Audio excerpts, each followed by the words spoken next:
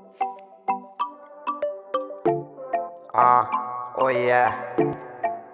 Easy music. Oh yeah. Oh. Yeah. Oh negro ina.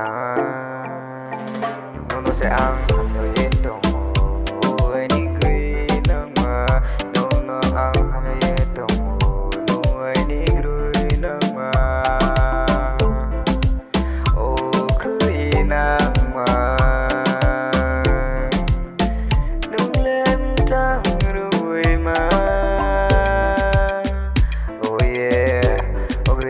Purchase your tracks today. Brony oha ang no saik na video wayo nay thama ni grule o ai ni grui nama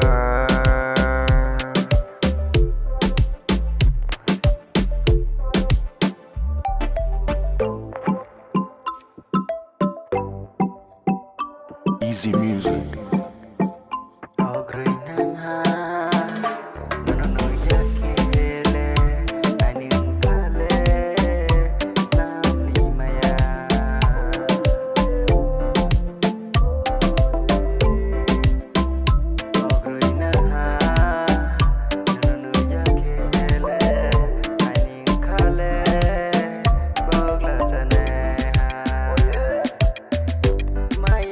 Purchase your tracks today.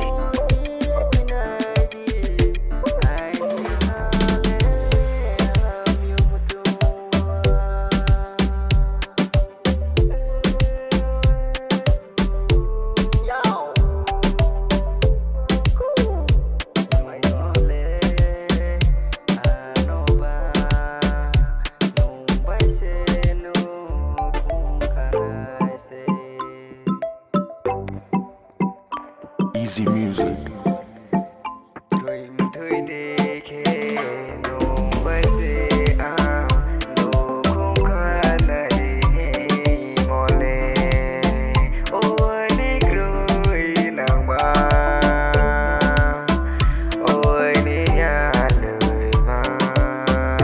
Yeah.